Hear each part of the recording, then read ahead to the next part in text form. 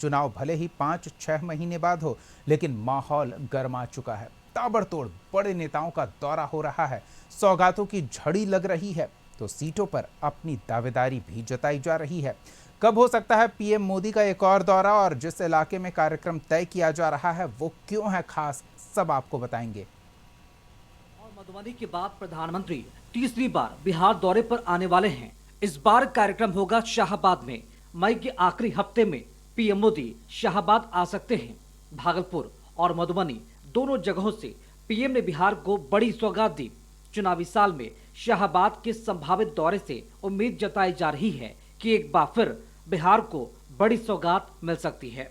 और बीजेपी नेता ये खुलकर कह रहे हैं कि कांग्रेस अब डूबती नाव पर है, जिसका न अब कोई अस्मिता रह गया है, न वजूद रह गया है।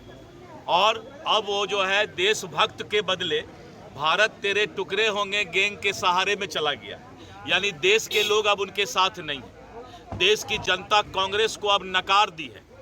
65 वर्ष तक कांग्रेस ने देश को गरीब रखने का काम किया, देश को पीछे ले जाने का काम किया, और आज भारत का सीना ऊंचा पूरे दुनिया में है। इसीलिए ऐसे लोग जो कि अपना खुद अस्मिता खोज रहा हो, जिसका नाव डूब गया हो, वो कांग्रेसी की ताकत नहीं है, हिम्मत नहीं है, उनका कोई वजूद नहीं है कि वो पूरे दुनिया में सबसे मजबूत और सर्वाधिक लोकप्रिय नेता श्री नरेंद्र मोदी जी के तरफ ये सूरज के ऊपर जो है आरोप लगाने वाली बात हो जाएगी। शाहाबाद में पीएम के दौरे के सियासी मायने भी हैं। इस इलाके में फिलहाल महागठबंधन का दबदबा है। 2020 के विधानसभा चुनाव की बात करें तो एनडीए यहां फिसड्डी साबित हुआ था। शाहाबाद के 4 जिलों में विधानसभा की 22 सीट है, जिनमें से 2020 में 19 सीटों पर महागठबंधन की जीत हुई थी।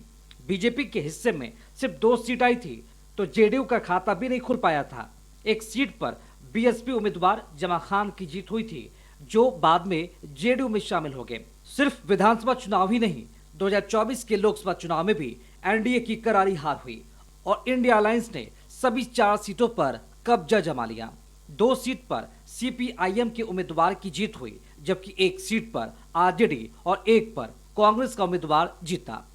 एनडीए से चुनाव लड़ रहे राजकुमार सिंह और उपेंद्र कुशवाहा जैसे हैवीवेट उम्मीदवारों को भी हार का सामना करना पड़ा। और फिर विधानसभा चुनाव सामने हैं, तो एनडीए किलेबंदी मजबूत करने की कोशिश में जुटा है। एनडीए का कहना है कि हाल पिछले साल हुए विधानसभा उपचुनाव ने साफ कर दिया कि जनता का मोड क्या है। जिस प्रकार से मिथिला में माननीय प्रधानमंत्री जी के आगमन से पूरे मिथिला क्षेत्र में एक गजब का उत्साह और उत्सव वातावरण बना, अब जब शाहाबाद की धरती पर माननीय प्रधानमंत्री जी का आगमन होने वाला है, जैसा अभी तक संभावित कार्यक्रम आया है, निश्चित रूप से शाहाबाद के क्षेत्र में पहले भी उन्होंने कई योजनाओं की सौगात दी है।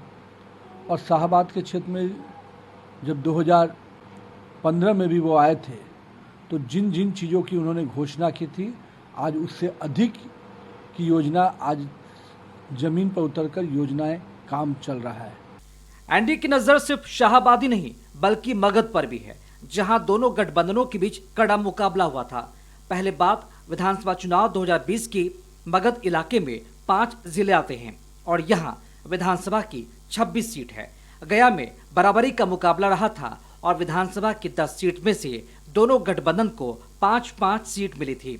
वहीं अरवल, जहानाबाद, औरंगाबाद और नवादा में महागठबंधन का दबदबा रहा था। औरंगाबाद की 6, जहानाबाद की 3 और अरवल की 2 सीट पर एनडीए का सफाया हो गया था, जबकि नवादा की 5 में से 4 सीट महागठबंधन के खाते में आई थी। वहीं पिछले साल हुए लोकसभा चुनाव में गया सीट पर एनडीए की जीत हुई। यहां से जीतन राम मांझी ने जीत दर्ज की। वहीं नवादा में बीजेपी के विवेक ठाकुर जीते, जबकि जहानाबाद सीट से सुरेंद्र यादव की जीत हुई।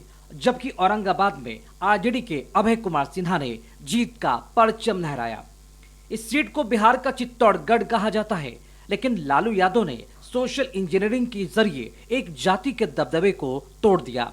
आरजेडी का कहना है कि जनता ने एनडीए को वोट देकर देख लिया और अब झांसे में नहीं आने वाले। देखिए न, इससे साफ जाहिर होता है कि देश का प्रधानमंत्री, अभी देश का जो हालात है, आपने देखा कि पहलगांव में किस तरह से आदमी हमारे भारतीय की हत्या हुई आतंकवादियों के द्वारा, और प्रधानमंत्री जी मधुबनी में चुनावी तैयारी की सभा कर रहे थे। इससे साफ जाहिर है कि प्रधानमंत्री जी को एन केन प्रकारन जो है सभी जगह उनका अपना एक छत्र राज चाहिए।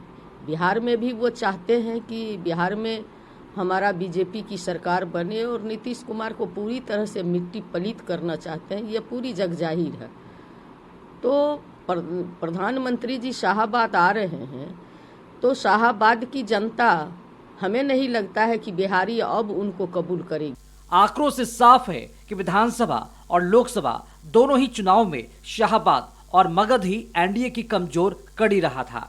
ऐसे में एनडीए समय रहते वोटर को अपने पक्ष में करने की कोशिश में जुटा है और इसके लिए कार्यक्रम तय किया जा रहा है। नरेंद्र मोदी का असर कितना पड़ता है, इसके लिए इंतजार करना होगा। ब्यूरो रिपोर्ट, कशिश न्यूज।